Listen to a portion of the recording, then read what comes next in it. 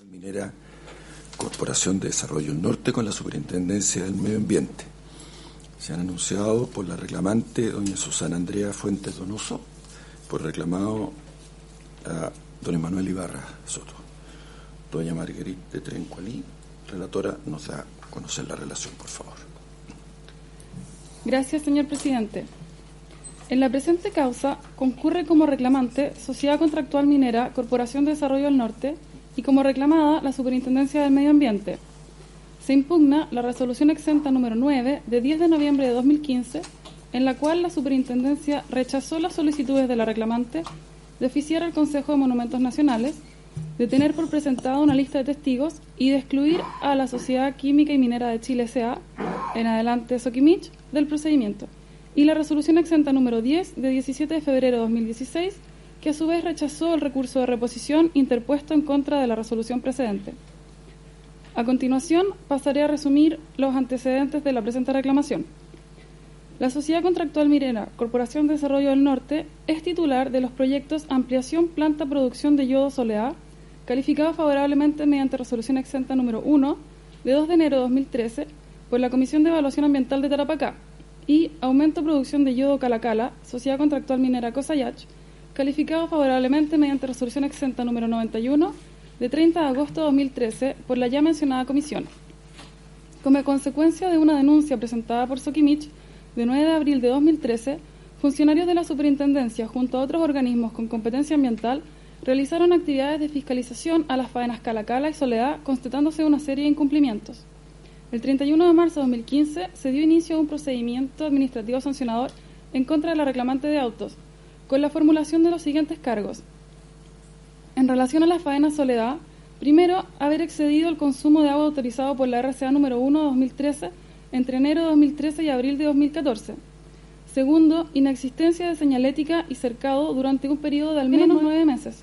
Y tercero, no haber efectuado el programa de monitoreo de patrimonio histórico-cultural, sino hasta 10 meses luego del comienzo de sus operaciones. En cuanto a la faena Calacala, los cargos fueron: primero, no haber ingresado el informe trimestral que incluye las planillas del registro de tronaduras entre diciembre de 2013 y febrero de 2014. Segundo, no haber contado con un arqueólogo encargado del monitoreo de los monumentos históricos Humberstone y Santa Laura, sino hasta diciembre de 2013. Y tercero, haber ejecutado una modificación del proyecto consistente en el aumento de producción por sobre lo autorizado sin contar con una RCA que lo autorice, en el periodo comprendido entre enero de 2013 y agosto del mismo año. El 13 de mayo de 2015, el titular presentó un programa de cumplimiento, el que fue rechazado mediante resolución exenta número 5 de 18 de junio de 2015, por no cumplir con los criterios de eficacia, integridad y verificabilidad contenidos en el artículo 9 del Reglamento de Programas de Cumplimiento. En contra de esta resolución, la reclamante presentó el 13 de julio de 2015 un recurso de reposición, el que fue rechazado mediante resolución exenta número 8 de 18 de agosto de 2015, por considerar que la resolución impugnada tenía el carácter de acto trámite y no se encontraba en alguna de las situaciones que señala el artículo 15 de la Ley 19.880. El 7 de julio de 2015, la reclamante presentó sus descargos y en los otros sí del escrito de descargos acompañó documentos, solicitó oficiar al Consejo de Monumentos Nacionales, presentó una lista de testigos y solicitó excluir a Soquimich del proceso sancionatorio. El 10 de noviembre de 2015, el fiscal instructor, mediante resolución exenta número 9, resolvió el escrito de descargos, teniéndolos por presentados y por acompañados los documentos ofrecidos. En cuanto a las otras peticiones, resolvió rechazarlas. El 23 de noviembre de 2015, la reclamante interpuso un recurso de reposición en contra de la resolución exenta número 9 de 2015, el que fue rechazado el 17 de febrero de 2016 mediante resolución exenta número 10. El 15 de marzo del presente año, la Sociedad Contractual Minera Corporación de Desarrollo del Norte interpuso, conforme a lo dispuesto en el numeral 3 del artículo 17 de la Ley 20.600, reclamación ante este tribunal en contra de las resoluciones exentas números 9 y 10 de 2015 y 2016 respectivamente. Ahora bien, ilustre tribunal, conforme a lo señalado en la reclamación y en el informe adecuado por la Superintendencia, los argumentos de las partes se pueden resumir en los siguientes. En primer lugar, respecto de la solicitud de oficiar al Consejo de Monumentos Nacionales para solicitar el reenvío de determinados documentos, la reclamante afirma que de su escrito de descargos se desprendía claramente que dicha prueba era conducente y pertinente, pues dichos documentos estaban destinados a acreditar las alegaciones vertidas en los descargos, donde se habrían mencionado como un elemento esencial de su defensa. Por su parte, la Superintendencia sostiene que al pedir la diligencia, la reclamante no justificó de modo alguno su conducencia y pertinencia. Sin perjuicio de lo anterior, informa que la carta que buscaba acompañar al procedimiento estaba o debía estar en poder de la reclamante, y que solo en el escrito de reposición ésta había explicado por qué no contaba con copia de dicha carta a la fecha de presentación de los descargos. No obstante, a su juicio, la explicación de no contar con una copia sería inverosímil, pues tal documento habría emanado de un empleado de la reclamante y, por tanto, no debiera desconocer su responsabilidad de contar con dicha documentación. En segundo lugar, respecto de la solicitud de prueba testimonial, la reclamante señala que los dos testigos ofrecidos eran el profesional patrocinante de los procedimientos de las resoluciones de calificación ambiental supuestamente infringidas y el profesional que habría elaborado el informe técnico sobre la estimación de yodo equivalente al año 2013 ya acompañado al procedimiento sancionatorio. En contrapartida, la Superintendencia reitera que tal diligencia sería impertinente e inconducente, en atención a que la reclamante nunca justificó la necesidad de rendir tales pruebas ni detalló la relación de la lista de testigos ofrecida con el procedimiento sancionatorio. Insiste en que incluso tras la explicación dada en el recurso de reposición, los testimonios de dichos profesionales serían impertinentes e inconducentes, pues la información relativa a la evaluación ambiental es pública y el informe técnico debe bastarse a sí mismo. En tercer lugar, respecto de la exclusión de Soquimich del procedimiento administrativo, la reclamante señala que la decisión de la Superintendencia de mantenerle la calidad de interesado carecería de fundamento y sería abiertamente improcedente.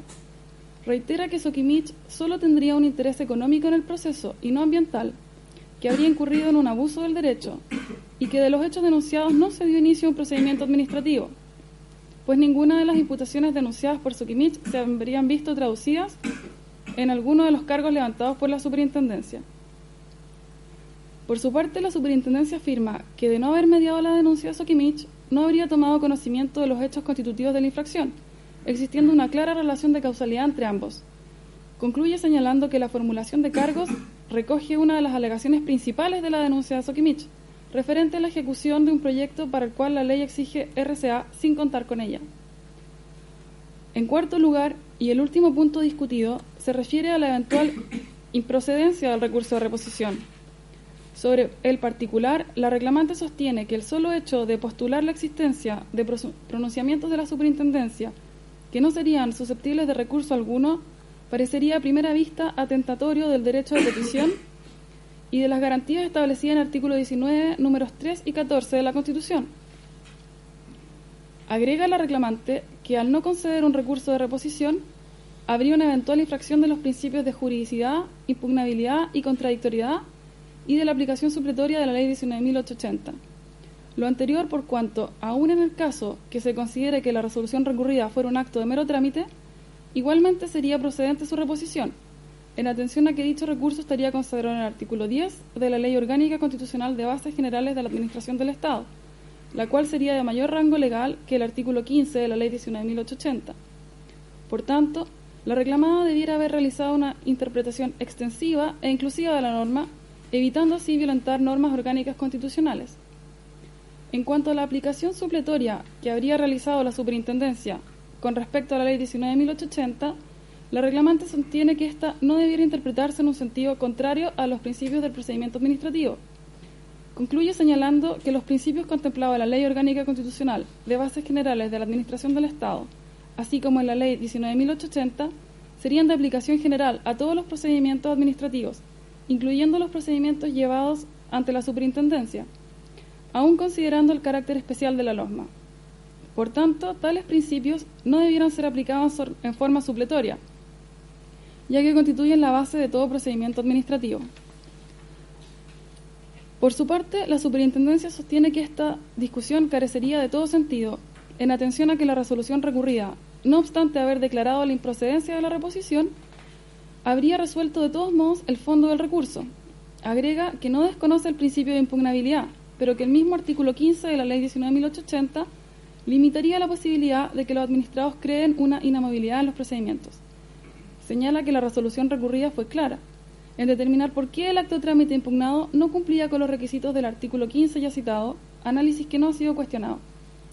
Por último, afirma que la impugnación por parte de la reclamante de los actos trámites del procedimiento constituirían maniobras dilatorias, señalando que en el presente procedimiento administrativo la reclamante habría impugnado más de un acto trámite, solicitando la suspensión del procedimiento, lo cual no correspondería más que a la finalidad de dilatar el procedimiento. En cuanto al petitorio, y con esto finalizo, ilustre tribunal, la reclamante solicita que se acoja a la reclamación y se dejen sin efecto las resoluciones exentas números 9 y 10 de 2015 y 2016 respectivamente, ordenando a la Superintendencia dictar en su reemplazo una resolución ajustada a derecho, que en definitiva acceda a oficiar al Consejo de Monumentos Nacionales a recibir la prueba testimonial ofrecida y que se excluya a Sokimich como interesado en el procedimiento. Por su parte, la Superintendencia solicita tener por evacuado el informe en tiempo y forma, reclamar la reclamación en todas sus partes, declarando que las resoluciones impugnadas son legales y fueron dictadas conforme a la normativa vigente, con expresa condenación en costas. Es todo cuanto puedo relatar, ilustre tribunal. Muchas gracias. Muchas gracias, señorita relatora. Por la reclamante, doña Susana Andrea Fuentes Donoso, por los 25 minutos que se ha anunciado, por favor. Muchas gracias, señoría ilustre. Con la venia de su señoría ilustre, doy inicio a mi alegato en representación de la Sociedad Contractual Minera Corporación de Desarrollo del Norte, solicitando que se acoja el presente recurso de reclamación deducido en contra de las resoluciones exentas números 9 y 10 dictadas por la Superintendencia del Medio Ambiente el 10 de noviembre del año 2015 y el 17 de febrero del año 2016 respectivamente, en el procedimiento sancionatorio rol de 007-2015, con la finalidad de que dichas resoluciones sean revocadas en la medida que esta parte considera que las mismas incurren en infracciones legales que atentan contra el principio del debido proceso y contra el derecho de defensa, así como en contra de los principios fundamentales que rigen o que informan todo el procedimiento administrativo. Las resoluciones recurridas, tal como lo manifestaba la señora relatora, por una parte rechazan el recurso de reposición deducido por el mandante en contra de la resolución exenta número 9, resolución que a su vez la superintendencia, mediante la cual la Superintendencia de Medio Ambiente rechaza la solicitud de las diligencias probatorias esgrimidas por mi mandante, argumentando que las mismas no serían ni pertinentes ni conducentes de acuerdo a lo establecido en el artículo 50 de la Ley Orgánica de la Superintendencia del Medio Ambiente.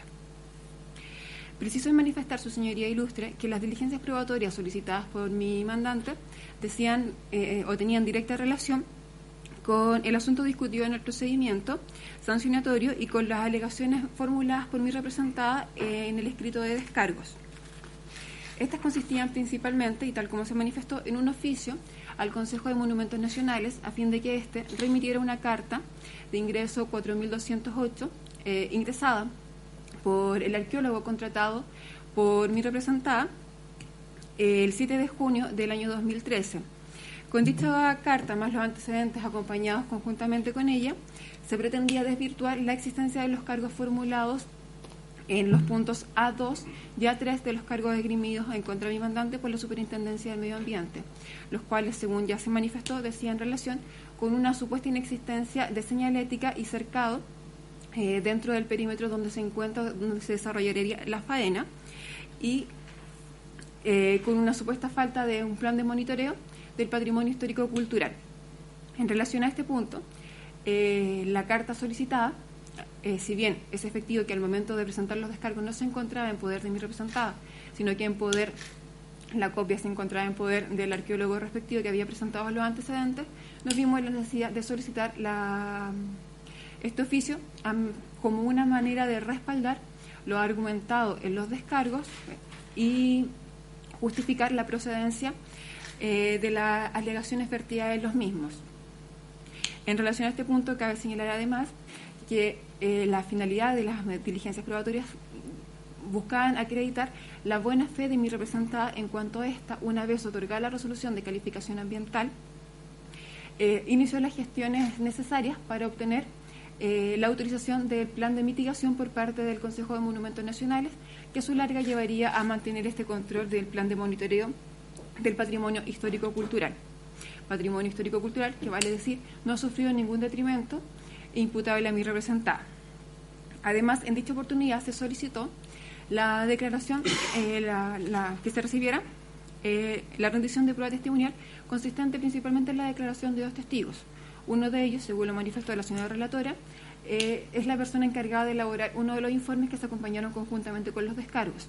Y la otra consistía en la declaración, a mi juicio, más importante, que era precisamente de la señora María Belén Rojas, quien tuvo una participación directa durante el procedimiento de tramitación que da origen a la resolución de calificación ambiental número 1 del año 2013, supuestamente infringida, acorde a lo manifestado en los cargos formulados por la Superintendencia del Medio Ambiente. ¿Por qué resultaba tan importante la declaración de este testigo? Debido a que ella podía explayarse o explicar de mejor manera cuáles eran los alcances reales y efectivos de la resolución supuestamente infringida, determinando cuáles habrían sido las limitaciones impuestas por la misma y la manera en que se llegarían o se implementarían las medidas aprobadas en dicha resolución. Como su señoría ilustre podrá apreciar, las diligencias probatorias solicitadas por esta parte en nada tienen un efecto dilatorio como pretende hacerlo ver la Superintendencia del Medio Ambiente, sino que muy por el contrario tenían directa relación con el asunto discutido en estos autos. Además, buscaban esclarecer o establecer el error o la falacia de los cargos esgrimidos por la Superintendencia en contra de mi mandante a la luz de lo dispuesto en la resolución de calificación ambiental supuestamente infringida. Con ello, con la finalidad de aclarar determinados aspectos y que se ponderara de manera adecuada los descargos esgrimidos y los documentos o antecedentes acompañados durante la tramitación del procedimiento sancionatorio. Como también se manifestó, conjuntamente con esta petición de diligencias probatorias, se solicitó a la Superintendencia del Medio Ambiente que se excluyera a la Sociedad Química y Minera de Chile, en adelante Soquimich, como interesado en el procedimiento administrativo sancionatorio seguido en contra de mi representada, ello debido a que al revisar los cargos formulados por la Superintendencia del Medio Ambiente en contra de mi representada, no existe una correlación entre la denuncia y los cargos formulados. Ello además, sin dejar de considerar que según es posible constatar de las reiteradas denuncias que la Sociedad Química y Minera formula en contra de mi representada, el interés deja de ser un interés netamente ambiental, sino que se transforma en un interés netamente económico, por lo cual no se reunirían los requisitos establecidos por una parte en el artículo 21 de la Ley Orgánica de la Superintendencia del Medio Ambiente y tampoco se reunirían los requisitos consagrados en el artículo 21 de la Ley 19.880, en donde se establece o se considera que para ser considerado, valga la redundancia, como un tercero interesado, preciso es mantener una correlación entre el interés que se busca proteger con el asunto que se está discutiendo en estos autos.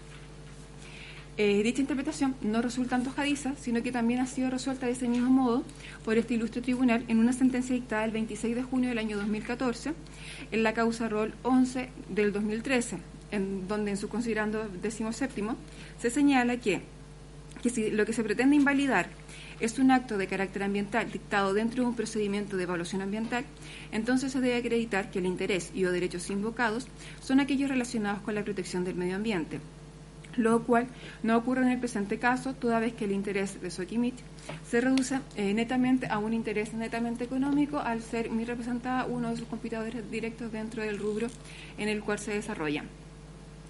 Ahora bien, y en lo que dice relación con el argumento esgrimido por la Superintendencia del Medio Ambiente para rechazar el recurso de reposición, se limita única y exclusivamente a lo dispuesto en el artículo 15, inciso segundo de la Ley 19.880, estableciendo que si bien todo acto de la Administración es impugnable por el interesado mediante los recursos administrativos de reposición y jerárquico, los actos de mero trámite son impugnables solo cuando determinen la imposibilidad de continuar un procedimiento o produzcan indefensión. A la luz de lo razonado, en la resolución recurrida, se priva a mi representada del ejercicio legítimo de su derecho de defensa y a solicitar las medidas probatorias que estime pertinente y conducente para acreditar las aseveraciones vertidas en sus descargos y a su vez desvirtuar los cargos formulados en su contra. Si esta situación no genera una indefensión, no sabría explicar de qué otra manera se podría entender, en la medida que se limita los derechos o los medios de prueba a través de los cuales mi representada podría hacer valer sus pretensiones. Por lo que, a la luz de esta argumentación, es claro que el recurso de reposición si debió ser considerado y acogido en todas sus partes, dando lugar a las diligencias probatorias solicitadas por esta parte. Cabe precisar además en relación a este punto que en el procedimiento sancionatorio en el cual se presenta este recurso ya se dictó un procedimiento, una resolución final, en la cual se condena finalmente a mi representada por los diversos cargos, aludiendo entre los argumentos o dejando entrever entre los argumentos esgrimidos para llegar a dicha sanción, que no se habrían contado con los medios probatorios suficientes para desvirtuar los cargos esgrimidos, situación que pone de manifiesto la indefensión en que se dejó a mi representada al privarla de medios probatorios solicitados. Por su parte, de ser correcto el criterio adoptado por la Superintendencia del Medio Ambiente en cuanto a que efectivamente la resolución exenta número 9 es una resolución de mero trámite que da continuidad al procedimiento y que no causa un estado de indefensión, el recurso de reposición sería igualmente procedente conforme a lo estipulado en el artículo 10 del decreto con fuerza de ley número 1 de la ley 19.563, en virtud de la cual se establece que los actos de la Administración serán impugnables mediante los recursos que establezca la ley. Se podrá siempre interponer el recurso de reposición ante el mismo órgano del que hubiera emanado el acto respectivo. Como su señoría podrá apreciar, esta norma que fija el texto de la Ley Orgánica Constitucional de Bases Generales de las Administraciones del Estado establece que el recurso de reposición procede no solo cuando existe texto o norma expresa que lo autorice, sino que procede siempre en contra de todo acto o en contra de toda resolución administrativa, sin importar la naturaleza jurídica de la misma. Lo anterior, debido a que el recurso de reposición considerado en este aspecto contendría o sería omniprocedente, consideración que deriva del tenor literal de la norma antecitada, la cual, al estar incorporada dentro de una ley orgánica constitucional, tiene goza de una aplicación preferente por sobre lo dispuesto en el artículo 15 de la ley 19.880. Y es en virtud de esta norma que se estima que el recurso de reposición es absoluto y totalmente procedente en contra de las resoluciones dictadas por la Superintendencia del Medio Ambiente, aun cuando la naturaleza jurídica de las mismas versan sobre un mero trámite que no ocasione o que pueden o no ocasionar indefensión. Una vez establecida la procedencia del recurso de reposición administrativa en el presente caso, cabe dilucidar cuáles son los argumentos esgrimidos por la Superintendencia para desestimar las diligencias probatorias esgrimidas por mi representada. Es así que se manifiesta principalmente que, a la luz de lo dispuesto en el artículo 50 de la LOSMA, las diligencias probatorias no serían ni pertinentes ni conducentes, lo cual, a juicio de esta parte, es contrario al principio o es contraria a las normas del debido proceso y al principio de contradictoriedad consagrados en el artículo 19, número 3 de la Constitución y en el artículo 10 de la Ley 19.880, respectivamente. Ello por cuanto dicha resolución o dicho argumento constituiría un atentado contra el derecho de defensa de mi representado, en la medida que el principio de contradictoriedad debe ser entendido o interpretado como una garantía a favor del administrado, en virtud de la cual la Administración no solamente se encuentra obligada a admitir la participación de las personas que se encuentran legitimados como interesados, sino que también se encuentra obligado a aceptar los medios de prueba que éstas formulen o que soliciten a fin de acreditar los diversos puntos de vista o a fin de acreditar o desvirtuar los cargos formulados en su contra, como es en el caso concreto.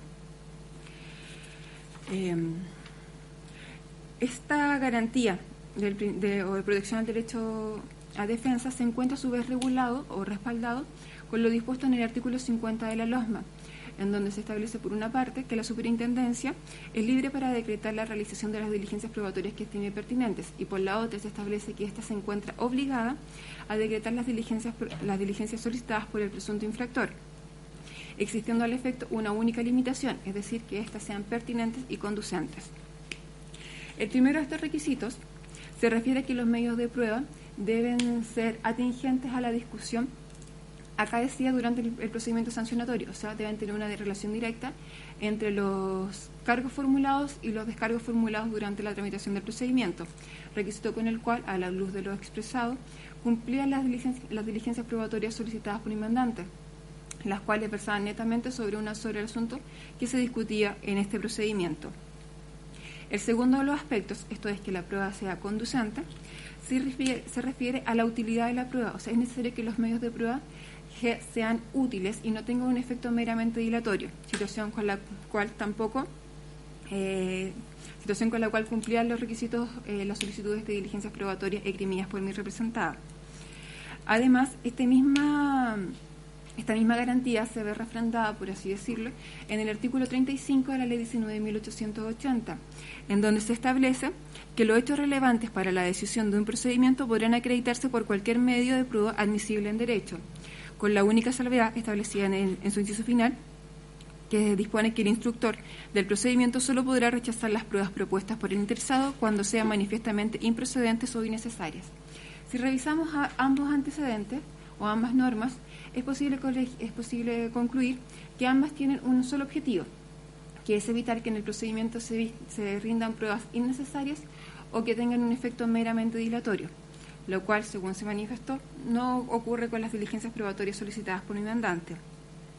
Además, su señoría, a diferencia de lo que estima la Superintendencia del Medio Ambiente, esta parte no considera que el artículo 50 de la LOSMA establezca un rango de admisibilidad superior al contemplado en el artículo 35 de la Ley 19.880, en la medida que ambas, según se manifestó, solo buscan evitar la existencia de pruebas dilatorias. Es por eso, su señoría ilustrísima, que esta parte considera que la argumentación esgrimida por la Superintendencia del Medio Ambiente son contrarias a los principios de contradictoriedad e impugnabilidad consagrados en el artículo 4 de la Ley 19.880, la cual, si bien tiene un carácter o una aplicación supletoria, los principios en esta consagrada rigen todo el orden del procedimiento, todos los órdenes del procedimiento administrativo, por lo cual la Superintendencia no podría actuar de manera arbitraria como lo hace, privando a mi representada del ejercicio legítimo de su derecho a defensa, solicitando la incorporación de las medidas de prueba que estimen pertinentes. Es por todo esto que solicito a su señoría ilustrísima tenga bien acoger el presente recurso de reclamación, revocar las resoluciones recurridas, ordenando que se dé lugar a las solicitudes de diligencias de probatorias solicitadas por esta parte.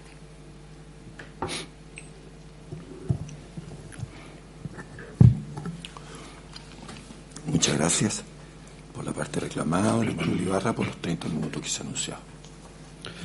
Muchas gracias, señor presidente.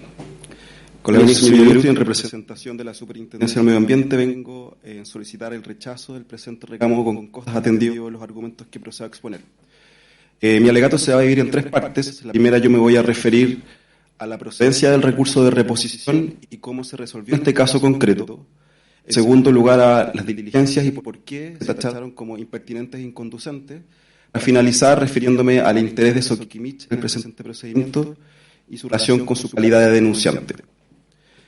En el primer punto, voy a referir a la procedencia del recurso de reposición y cómo se aplicó en este caso concreto. Reiterando lo ya señalado, tenemos aquí que la parte reclamante presentó sus descargos y en esos descargos hace distintas solicitudes. Solicitó diligencias probatorias, solicitó que se excluyera a Soquimich de casualidad interesado en el procedimiento. Se rechazaron esas solicitudes mediante la resolución número 9 y contra esas resoluciones que interpuso el recurso de reposición. Efectivamente, nosotros lo declaramos como improcedente. La parte reclamante dice que eso es ilegal, por cuanto en su concepción de la norma siempre procederá el recurso de reposición con tactos trámite, porque están planteando más un argumento de supremacía normativa, donde el artículo 10 de la Ley 18.575, por ser orgánica constitucional, está por sobre el artículo 15 de la Ley 19.880, que limita el recurso de reposición de actos trámite. ¿Cuál es la postura de la Superintendencia frente a esta materia? Nosotros no creemos que haya inconsistencia normativa, nosotros creemos que hay una regulación especial en el artículo 15 del recurso de reposición para casos de actos trámite, donde efectivamente lo limita para dos situaciones: cuando el acto trámite determina la imposibilidad de seguir con el procedimiento o cuando produce una hipótesis de indefensión. Nosotros creemos que aquí el legislador hizo lo correcto porque ponderó otros principios del procedimiento, como son la economía procedimental, como son la eficacia de la actividad administrativa, porque ustedes bien saben, si nosotros aceptáramos los recursos de reposición contra todos los actos de trámite, evidentemente se producirá un retraso desde la tramitación del procedimiento. Lo haría inamovible no solamente los procedimientos, sino las funciones propias de los servicios públicos. La parte reclamante dice expresamente en su reclamo que nosotros buscamos pseudo razones al rezar la reposición como improcedente para no pronunciarnos sobre el fondo del asunto. Y la verdad es que eso no es efectivo, porque si bien es cierto nosotros declaramos que es procedente el recurso de reposición, la división de sanción y cumplimiento en aquellos casos donde puede ser discutible su procedencia, igual se termina pronunciando sobre el fondo para justamente evitar estos reclamos o alegaciones infructíferas. En este caso se resolvió el fondo del recurso de reposición y ustedes lo van a poder ver claramente en la resolución número 10 desde el punto 3. Considerando 20 en adelante, se resuelven todos los puntos de fondo uno por uno. Entonces, para esta superintendencia, el hecho de discutir sobre la procedencia o no del recurso de reposición no tendría efecto, porque en virtud del principio de la trascendencia, igual se le resolvió el recurso. Como segundo punto, me quiero referir a las diligencias probatorias que nosotros calificamos como impertinentes o inconducentes. Esto, de acuerdo a la parte reclamante, hemos escuchado que le afectaría a su derecho a defensa. ¿Cuál es nuestra postura al respecto? Y quiero hacer un breve análisis de cómo se rinde la prueba ante la Superintendencia del Medio Ambiente. En este mismo tribunal hemos ventilado otras causas, la causa Maricunga, R30 y R30, el año 2014, donde ya quedó claro que a los sujetos a quienes yo les formulo cargos siempre pueden hacer presentaciones en el procedimiento y nos hemos marcado como hito final la cierre de la investigación. Pero cuando se proponen diligencias probatorias, implican una actividad de la Administración, implicaría aplicar el artículo 50. ¿Y qué nos dice el artículo 50? Bastante claro, dice el fiscal instructor tiene la facultad de dar curso de acuerdo al mérito de los descargos de diligencias probatorias que estime pertinente y que acompañe toda la prueba que proceda, dice la ley.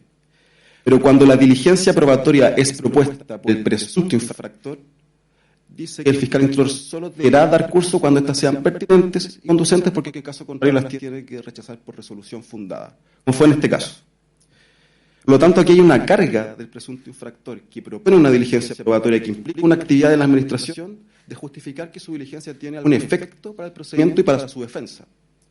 Y lo que es pertinente, nosotros en nuestro informe dijimos, y citamos una jurisprudencia española que definía la pertinencia como aquella prueba que tiene por objeto probar un hecho relevante para la resolución del conflicto sujeto al procedimiento. Y la conducencia, si bien no está definida en la ley y nos ha dado un concepto jurisprudencial al respecto, su palabra lo dice, que conduce a. ¿Y conduce a qué? A probar un hecho o circunstancia relevante para efectos de finalizar el procedimiento. Veamos ahora cómo se propuso la prueba por la parte reclamante y por qué nosotros la calificamos como impertinente e inconducente. Sabemos que aquí son dos pruebas, un oficio del Consejo de Monumentos Nacionales y dos testimonios, una prueba testimonial. ¿Qué pasó con el oficio al Consejo de Monumentos Nacionales y cómo lo propuso la parte reclamante? Ustedes podrán ver en pantalla el extracto del segundo, otros los descargos de la parte reclamante. Ellos lo proponen de la siguiente forma, si solamente dicen, se solicita oficiar al Consejo de Monumentos Nacionales a fin de que acompañe la carta ingreso 428 de 7 de junio de 2013 y todos sus antecedentes relacionados. Para esta superintendencia, el hecho de que no dijera en qué consistía esa carta, respecto a qué cargo implicaba rendir esta prueba y cómo se incidía en el procedimiento, ya bastaba para declararla como impertinente e inconducente. Sin embargo, a partir del recurso de reposición de la empresa, y nosotros también investigando de acuerdo a los antecedentes del expediente, verificamos que esa carta corresponde a un plan de mitigación arqueológica que presentó el arqueólogo de la empresa al Consejo de Monumentos Nacionales. Y era referente al cargo A2, el cual le imputábamos a la empresa la inexistencia de señalética cercada durante un periodo de al menos 9 meses. ¿Por qué nosotros estimamos que esta prueba era impertinente e inconducente? La primera razón era porque estaba pidiéndonos a nosotros gestionar un oficio para conseguir una carta que estaba o debía estar en su poder. Esta es una carta de la empresa al Consejo de Monumentos Nacionales. Por lo tanto, lo que correspondía es justificar que por alguna causal de fuerza mayor o casos fortuitos ellos no tienen esa carta. Esa justificación recién vino en el recurso de reposición. ¿Y qué dicen ellos al respecto? Dicen, la verdad es que no tenemos esta carta porque no está timbrada la copia que tenemos. Además, es una carta que no es de la empresa, sino es del arqueólogo, dicen. Para nosotros, esa alegación era improcedente, porque el arqueólogo es contratado por la parte reclamante, el contrato es parte del expediente. Además, las comunicaciones con el Consejo de Monumentos Nacionales eran no con el arqueólogo, eran con la empresa, y esos oficios son parte del expediente. Por lo tanto, solicitar que se diligencie un oficio para conseguir una carta que yo debiese tener en mis manos, nosotros creíamos que era impertinente, inconducente y iba a atrasar el procedimiento. La segunda razón es porque la propia empresa, en el recurso de reposición, acompañó esta carta. Ustedes pueden ver en pantalla, en el primer otro sí del recurso de reposición, terminan por acompañar la carta. Copia de carta del 6 de junio del año 2013 del Consejo de Monumentos Nacionales. En ese sentido, tenía oficial para conseguir un antecedente que la propia empresa puso finalmente a disposición de la superintendencia. Y finalmente, la resolución sancionatoria, en este caso que ya fue notificada, la empresa confirma lo anterior. Esta carta fue acompañada y fue ponderada la sanción, por lo cual no vemos cómo esto pueda afectar su derecho a defensa. Voy a referirme ahora a la prueba testimonial. La parte reclamante ofreció el testimonio de dos personas, María Belén Rojas y Patricio Castillo Reigada. ¿Cómo la ofreció? Recordando que el artículo 50 le exige justificar su pertinencia y conducencia de esta manera. El tercer otro sí de los descargos simplemente ofrece una lista de testigos como si fuera un proceso civil, donde evidentemente solamente se limitan a señalar el nombre, la profesión y el domicilio. Pero no señalan quién es esa persona, qué incidencia tiene con los cargos, ni siquiera se señala respecto a qué cargo va a rendir el testimonio. Esa justificación recién vino en el recurso de reposición. Y yo voy a señalar por qué, a pesar de esa justificación, la prueba es impertinente e inconducente. En relación a la primera testigo, María Belén Rojas Videla, la parte reclamante justifica y dice: esta testigo es importante porque fue la que patrocinó los procesos de evaluación de las RCA infringidas, que se estimaron infringidas. ¿Por qué su testimonio es relevante? La explicación no la da en sede administrativa, la da en sede judicial en su texto de su reclamo. Leo textual. Dice: para disipar cualquier duda o reparo sobre el procedimiento de evaluación ambiental. ¿Cuáles son nuestros comentarios al respecto, su señoría? En primer lugar, si ustedes ven el procedimiento, nunca hubo una duda o reparo sobre el procedimiento de evaluación ambiental. Además, el procedimiento de evaluación ambiental es escrito, es público. Si tuviéramos que tener acceso a algún antecedente, nos vamos a la página web del CEA. Si existiera alguna duda sobre una obligación y cómo se aplica, es un problema de interpretación del instrumento, y para interpretarlo no tengo que traer testigos.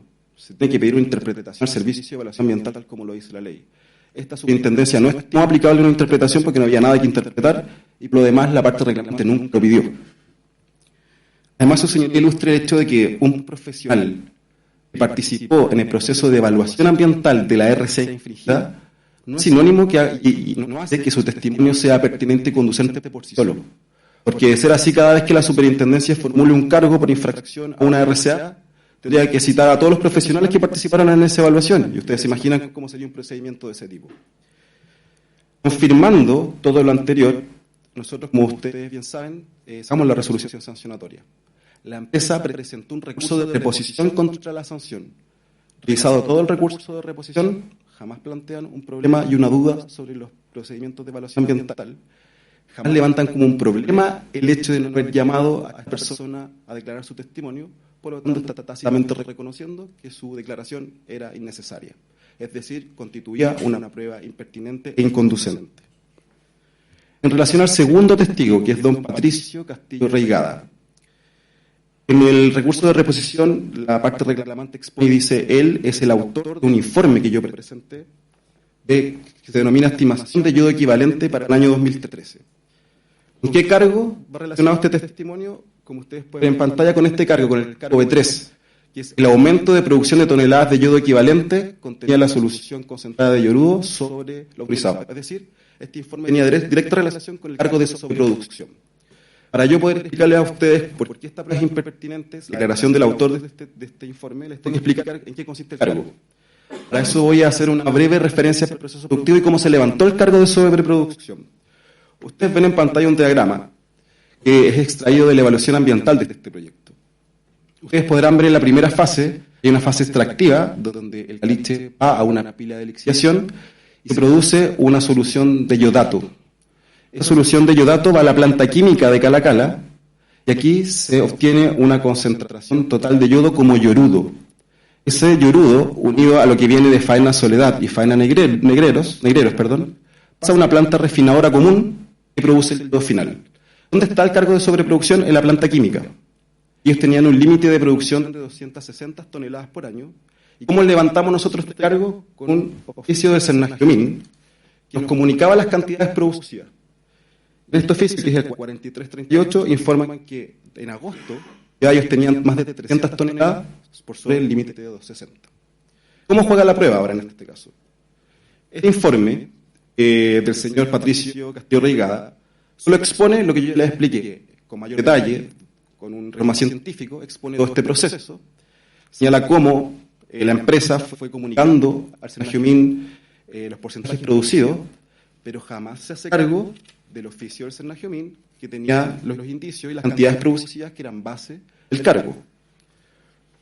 ¿Por qué era entonces importante el testimonio del autor de un informe que no se hacía cargo de los números que daba el Sennagiomín? La parte reclamante lo señala en su escrito de reclamo y dice: es importante, por medio textual, para disipar cualquier duda o reparo sobre el método utilizado en el informe técnico elaborado. Primer comentario: nunca hubo una duda o reparo sobre el informe, sobre la metodología aplicada, porque justamente nosotros consideramos esto en la sanción, metodología de cómo se produce el yodo, nosotros no la cuestionamos los valores, y esos valores nunca fueron impugnados. Segundo comentario, y vuelvo a repetir, acá hay una sanción ya. Este cargo de sobreproducción se terminó por comprobar, se le aplicó una multa de 167 UTA a la parte reclamante por este cargo. Se presentó, como bien les comenté, el recurso de reposición, y en ese recurso de reposición en ningún momento señalan que este informe fue mal considerado, que de haber entendido bien la metodología de este informe se hubiese llegado a una conclusión distinta, y es porque lo dije, porque justamente la empresa no se hace cargo de los valores que nos entrega el Sennagiomín. De hecho, en la pantalla ustedes pueden ver extraje las conclusiones del recurso de reposición, pero que presentó la empresa contra la sanción. Ellos, respecto al cargo B3, entregan un nuevo argumento que justifica su sobreproducción. Dicen que su sobreproducción estaría amparada en el artículo 315 del Reglamento de Seguridad Minera. Es decir, nosotros sancionamos por la sobreproducción, y cuando repone esa sanción, buscan un nuevo argumento para justificarse. Que hay un artículo del Reglamento de Seguridad Minera que los ampara, y eso no me voy a referir porque va a ser materia de la resolución. Pero sí me voy a referir al hecho de que si la empresa hubiese considerado que el testimonio de esta persona, autor de este informe, hubiese sido pertinente y conducente, lo habría dicho en su recurso de reposición. Habría señalado cómo haber entendido la metodología de este informe hubiese variado la sanción, y eso no está revisada todo el recurso de reposición. Para finalizar, respecto a estas diligencias probatorias, yo quiero traspasar la idea que tenemos nosotros como superintendencia de que el debido proceso no implica aceptar toda la prueba que nos propongan. Porque por algo el legislador puso, el fiscal instructor dará curso a las diligencias probatorias pertinentes y conducentes. De hecho, buscamos jurisprudencia extranjera y el Tribunal Supremo Español y justamente la Sala Contencioso Administrativa ha dictado varias sentencias al respecto. Yo solo voy a citar una que es bien parecida a varias que sacó, que es de 2 de marzo del año 2011, donde el Tribunal Supremo Español dice, con su señoría ilustre: sin embargo, ninguna lesión se produce ante la denegación de una prueba por superflua o la denegación de pruebas inútiles, impertinentes, innecesarias o inidóneas. Nosotros creemos que evidentemente cuando una prueba es pertinente y conducente se le debe dar curso. Todos tienen derecho a defenderse con ese tipo de pruebas, pero cuando es impertinente e inconducente es el legislador el que da el pie al fiscal instructor para rechazar, como fue en este caso. Y finalizando mi alegato me voy a referir a calidad de interesado de Sokimich. La parte reclamante dice que nosotros debimos excluir a Sokimich como interesado. ¿Cuál es el motivo? Porque él como denunciante, la empresa como denunciante no tendría un interés ambiental, sino un interés económico, y habría casi que un abuso del derecho. Y además justifican que nosotros no deberíamos haberle dado la calidad de interesado, porque nos basta con la denuncia para que el denunciante sea interesado, porque la parte reclamante dice que lo que tiene que haber es que la formulación de cargo recoja los hechos tal cual como fueron denunciados. En este caso, por ejemplo, Sokimich denunció un aumento de producción de la planta refinadora y no la planta química. Por lo tanto, hay inconsistencia en lo denunciado y lo que quedó en la formulación de cargo. Sin embargo, la superintendencia no comparte estas conclusiones. En primer lugar, porque este procedimiento sancionatorio tuvo como causa la denuncia de Sokimich, por algo tiene el rol D007-2015. Es efectivo, la formulación de cargo no recoge los hechos tal cual como fueron denunciados por Sokimich, pero nosotros no creemos que eso sea una exigencia de la ley. El artículo 21 de su inciso social es claro. Yo voy a leer con su ayuda para poder sacar las conclusiones. El artículo dice: en el evento que producto de tales denuncias se iniciara un procedimiento administrativo sancionador, el denunciante tendrá para todos los efectos legales la calidad de interesado. ¿Qué es lo que exige simplemente la ley? A causa de la denuncia se inicia un procedimiento, una relación de causalidad. En conclusión, en primer lugar, no está exigiendo que el denunciante acredite un interés. De hecho, basta con revisar la historia de la ley para ver que lo que se quiso hacer una denuncia ciudadana amplia. No está obligado el denunciante al concurrir a la superintendencia a acreditar un interés especial, porque lo que el legislador quiere es que la autoridad tenga conocimiento de los problemas ambientales, sea como sea, para darle una respuesta de fondo. La segunda conclusión es que tampoco la ley exige que la formulación de cargo repita los hechos tal cual como fueron denunciados como un requisito para darle la calidad de interesado al denunciante. Y eso no es la lógica, porque no todos los denunciantes van a tener conocimiento técnico ni jurídico a transformar su denuncia prácticamente en una formulación de cargo.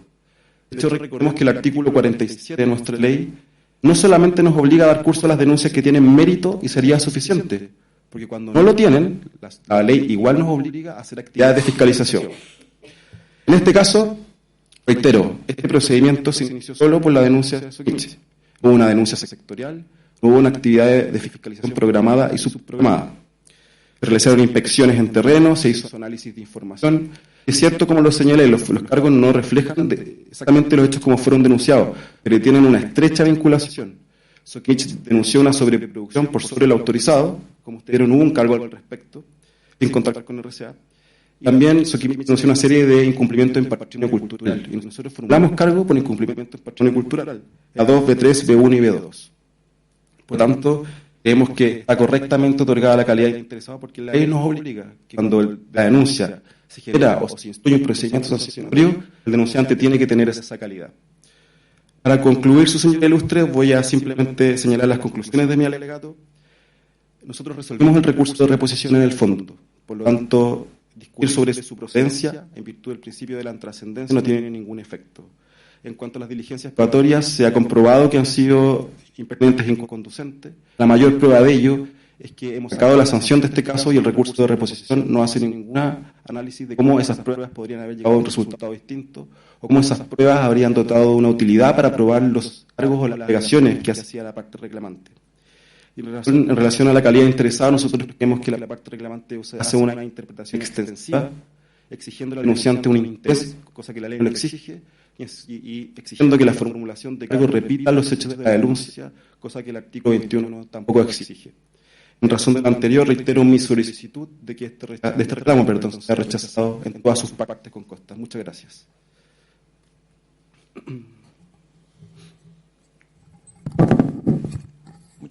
Muchas gracias, señor abogado.